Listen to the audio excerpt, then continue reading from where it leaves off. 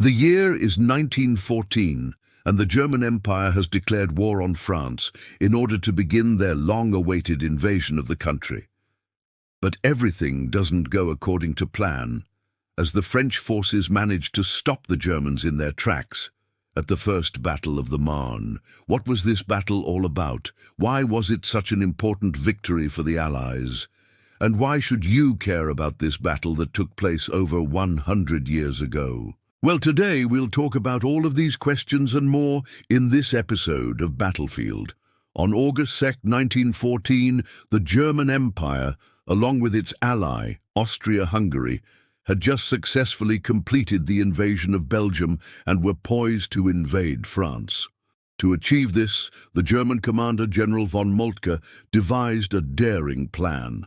The plan entailed encircling around Paris from 3 different directions and then trapping the city's defenders and forcing them to surrender. In order to do so, the Germans would have to cross through the Sambre and Meuse rivers, which meant that the left wing of the German army, consisting of the First and Second Armies, would have to move faster than the right wing, consisting of the Third and Fourth Armies. This would be no easy task, but ultimately it was one that was deemed necessary if they wanted to achieve the main objective. In order to prevent any potential interference from the British, who had just landed in Belgium, the Germans were ordered to push forward and reach the Seine River before the British could reinforce the Belgians.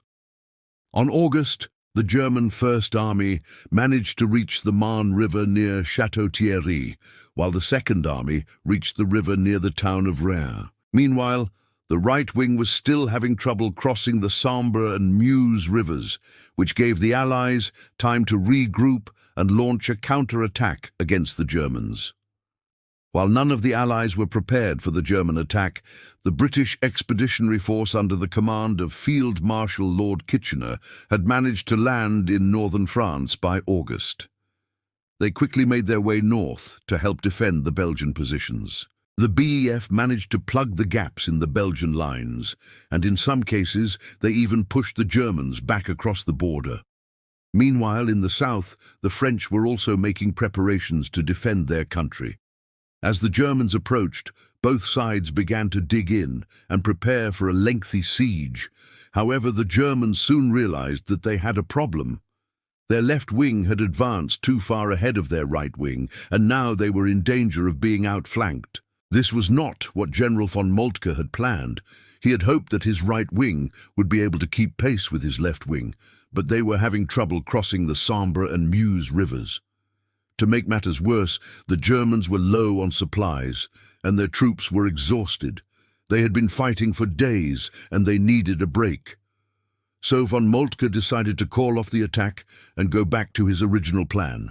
He would encircle Paris from the north and the east, and then trap the city's defenders and force them to surrender. But this would take time, and the Germans didn't have any. The Allies were advancing, and soon the Germans would be trapped in a pincer movement. This led to the first major battle of the war, which would become known as the First Battle of the Marne. The fighting began on September 5, 1914, when the German First and Second Armies attacked the French and British positions along the Marne River.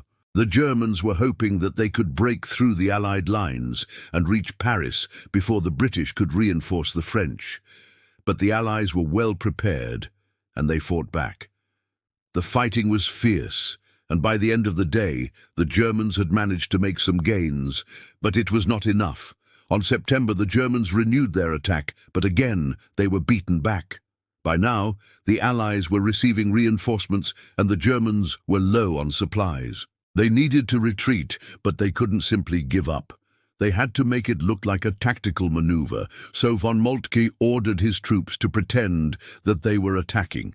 In reality, though, he was planning on retreating. The Allies fell for it, and the Germans were able to retreat in good order, covering their tracks. The Germans retreated to the Hindenburg Line, which was a series of defensive fortifications that ran from the North Sea to Switzerland. The Germans had built the line in anticipation of an Allied invasion, and it proved to be very effective. The Allies were unable to make any further gains, and the battle was over. The Battle of the Marne was a major victory for the Allies. It prevented the Germans from invading France, and it showed that the Germans were not invincible. The Allies had been outnumbered and outgunned, but they had won. It was a major boost to morale, and it helped to turn the tide of the war. But the victory came at a high cost. The Allies had lost 500,000 men, including 250,000 French, 175,000 British, and 50,000 Belgians. The Germans had also suffered heavy losses, but they were able to retreat and regroup. So in the end, the battle was a Pyrrhic victory for the Allies. After the battle, the Germans retreated to the Hindenburg Line, where they would defend for the next 4 years. The Allies were unable to make any further gains, and the war would eventually end in stalemate. The First Battle of the Marne is considered to be one of the most important battles of World War I. It was the first major battle of the war, and it set the tone for the rest of the conflict. If the Germans had won, it is possible that they would have been able to invade France and win the war. But the Allies won, and that victory helped to turn the tide of the war. But why should you care about this battle that took place over 100 years ago? You should care because the First Battle of the Marne was one of the first battles in history to be fought by professional soldiers. Up until this point, most battles were fought by conscripts or militiamen. But World War I was the first war to be fought by professional soldiers, and that meant that the stakes were higher. These were men who had trained for this moment their entire lives. They were the best of the best, and when they went into battle, they knew that there was a good chance that they might not come back. If you want to learn more about the First Battle of the Marne, I highly recommend reading the book The Guns of August by Barbara W. Tuchman.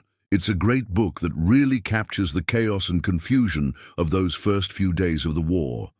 And speaking of books, if you want to support the channel and access exclusive content, then consider becoming a member on our support page. With our support, you can watch each of our videos before they are released to the public without any ads. It's a great way to support us and ensure that we can keep making videos like this one. So if you want to learn more about the First Battle of the Marne or other important battles of World War I, then click on one of the links in the description below. Thank you for watching, and I'll see you in the next video. As someone interested in military history, I am constantly looking for new ways to improve my knowledge and understanding of past conflicts. One of the best ways I've found to do this is through the use of documentaries. Documentaries are an excellent way to learn about historical events because they can provide a more in-depth and immersive experience than traditional history books. They allow viewers to see first-hand accounts of battles, hear from historians and experts on the topics, and examine primary source materials that might not otherwise be accessible.